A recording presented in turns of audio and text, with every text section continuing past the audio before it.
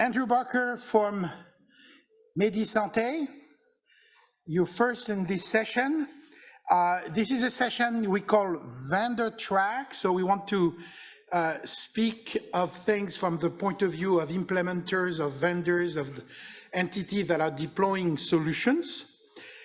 Our first speaker is going to focus on device interoperability, which is a very critical and very interesting topic in which IT has been dealing for a number of years.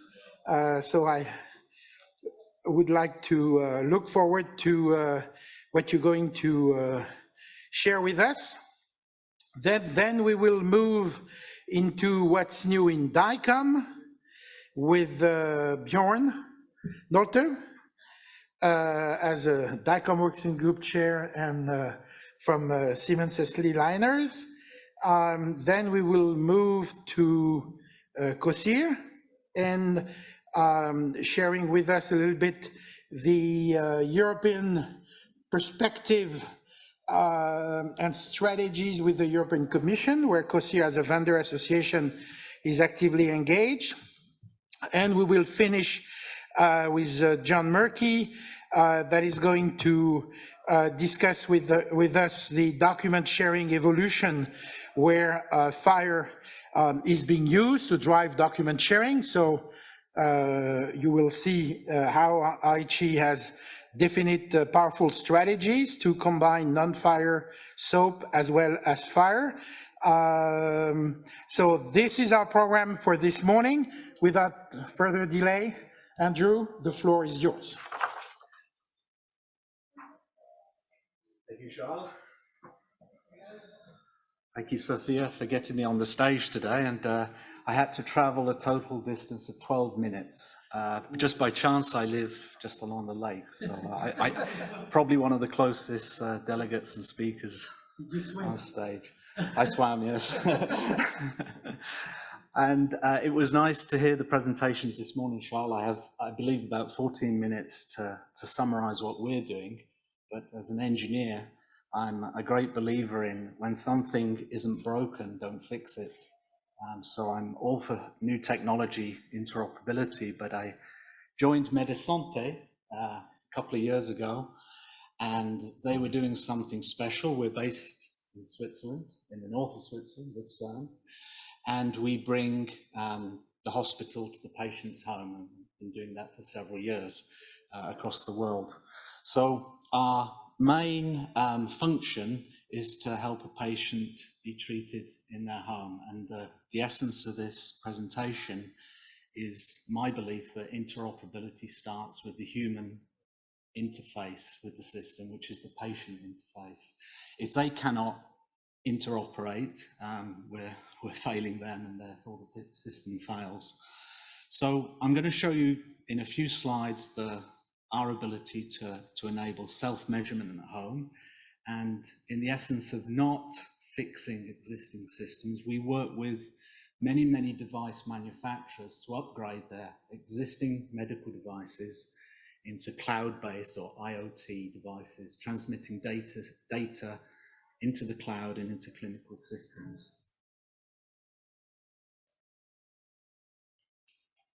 So push on the green. Yeah.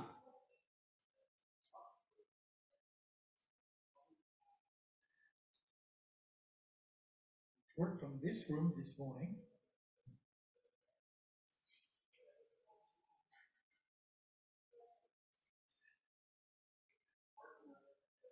Working on it. Okay, so at least you know why it's not working. Do we get questions at the end of all full presentations or right after? We wanted to do the question at the end of each presentation in order to kind of manage our time a little easier. I'll save 1 minute. I'll show you a device. This is my glucometer, and it's a FDA-approved glucometer. Glucometer. And we work with the manufacturer that you probably can't see it on this scale, but there's a SIM card in the back of it.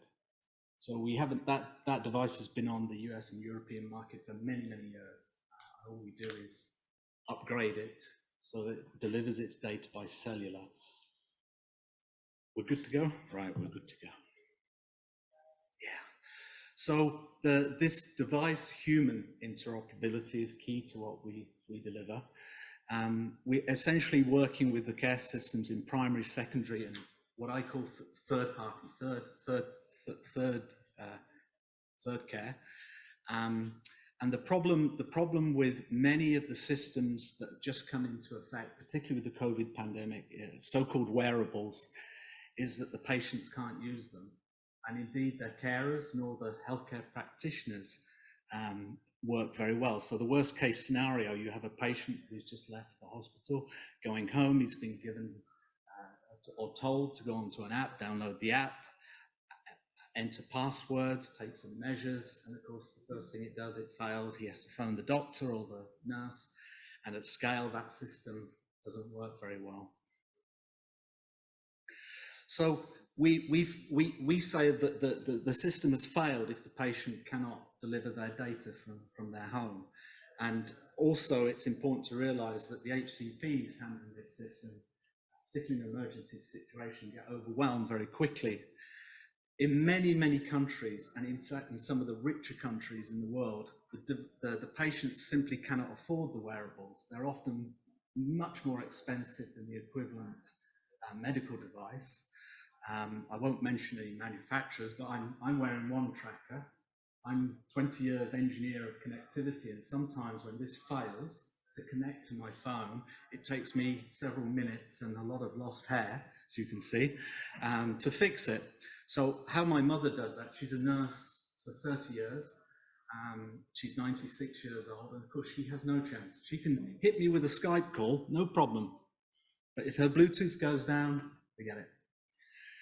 So what we say is the systems cannot speak to each other in this failed scenario. And it comes from the patient. And in many, this is why I asked about scaling, in many trials of these systems, often in emergency situations, the scale is 100 patients or 200 patients, or maybe 500 patients. At that scale, the clinicians, the behind the scenes systems can manage the technology.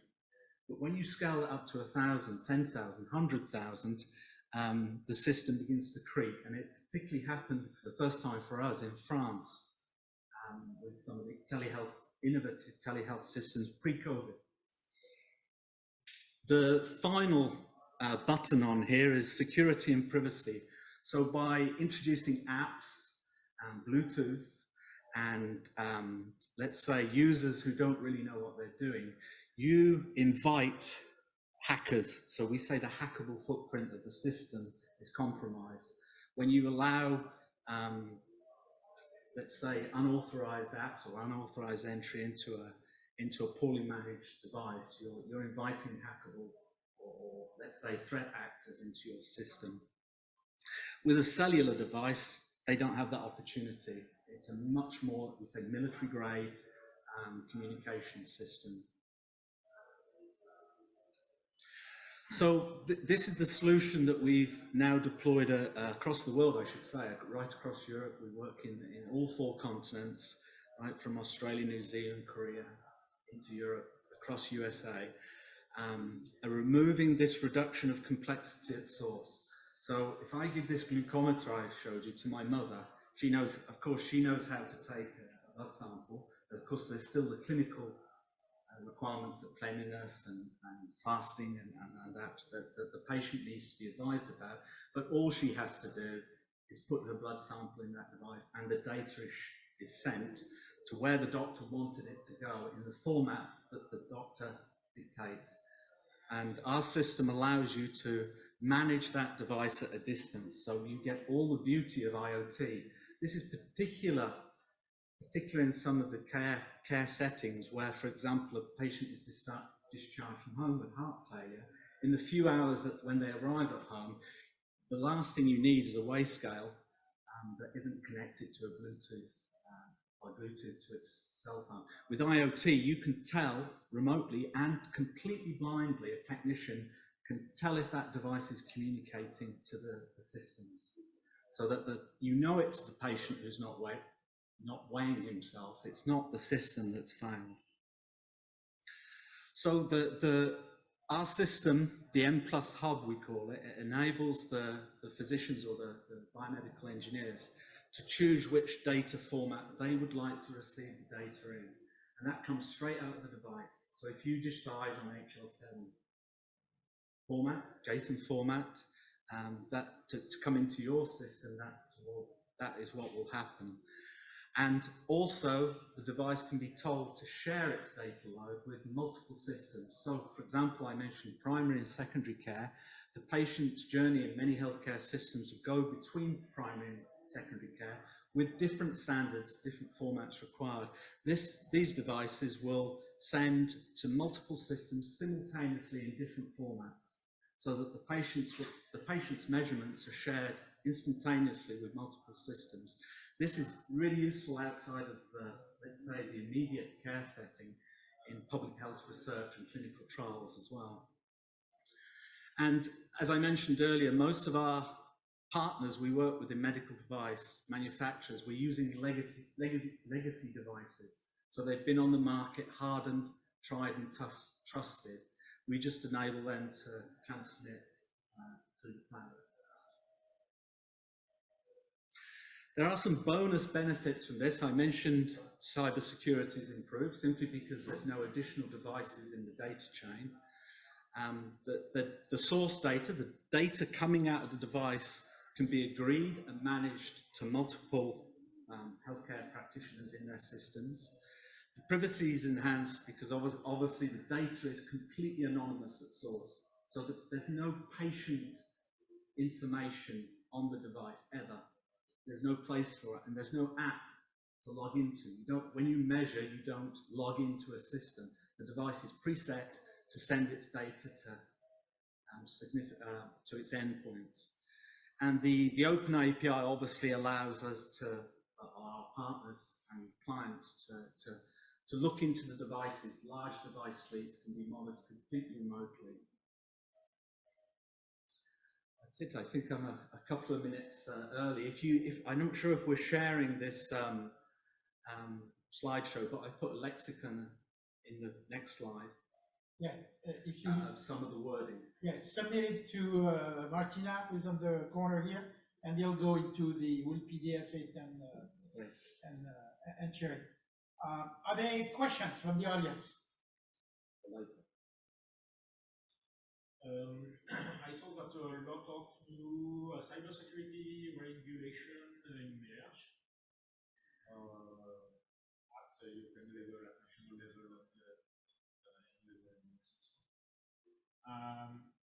how do you manage this?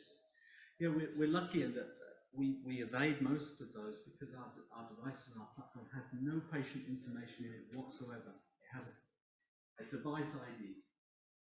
So everything we do in the cloud is completely desensitized. In fact, could you back behind the microphone so people remotely can hear you? Any data we provide is completely anonymous. It's a device ID, a SIM card ID, if you like. So on this, so the identity is connected on the M-Hub between the ID of the device and the identifying information on the patient. So between the M-Hub and the care delivery, it's patient identified, but upstream it's not. Exactly. When the data lands in the clinical system, it's identified. Go behind the microphone. Yeah. Sorry. So when the data lands on the clinical system, or multiple clinical systems, it's identified. So normally the patient leaves the hospital with the device with no ID on it, but the healthcare practitioner pairs the device to the patient record within the clinical system. Okay, other questions, sir? No, we're done, we're done. I have a mic and I'm supposed to give it to you. Thank you. So how is the device ID protected so that it cannot be spoofed? So it's like any medical device. It's a unique identifier. There's actually several. There's the device identifier and its SIM card, because ultimately it's a SIM card in there. And the identification is broken open, as we just said. Once that device ID or SIM card ID hits the clinical system, the software, the system will then pair patient to the device ID. But how do you make sure that the device ID itself is Is not Spoofed. spoof. Well, I mean, that's part of the medical device manufacturing process, I would say. I think it's a unique ID, global ID that comes out of the factory, so it's under all the quality control systems. Is that what you mean? I mean, copying a SIM card, yeah, en masse, yeah. I mean, we control that tightly, like a device ID from the factory. Obviously, our partners do that. We don't create any medical devices ourselves. Other questions? I have one. Downstairs, we have some device interfacing demonstration. Are you participating to the Connectathon, and No, which interface are are you offering? I can take my glucometer and try. Yeah, no. So the fire base observation, the POU profile, if I remember, is it one of the profile you support on your HEMUB or not yet? The HL7, yeah. HL7 fire? Fire, yeah. Which release? Version 4. The release 4. Yeah. Okay. It takes about, for a good developer, it takes about 30 seconds. Right. Once he's got the JSON package. Right, but we've done a profile to even reduce the adaptability. So you make the commitment that you will be testing at Connectathon next year your MUB to clinical system interface tomorrow. Okay. Thank you. No further questions. Thank you very much, Andrew. And we want to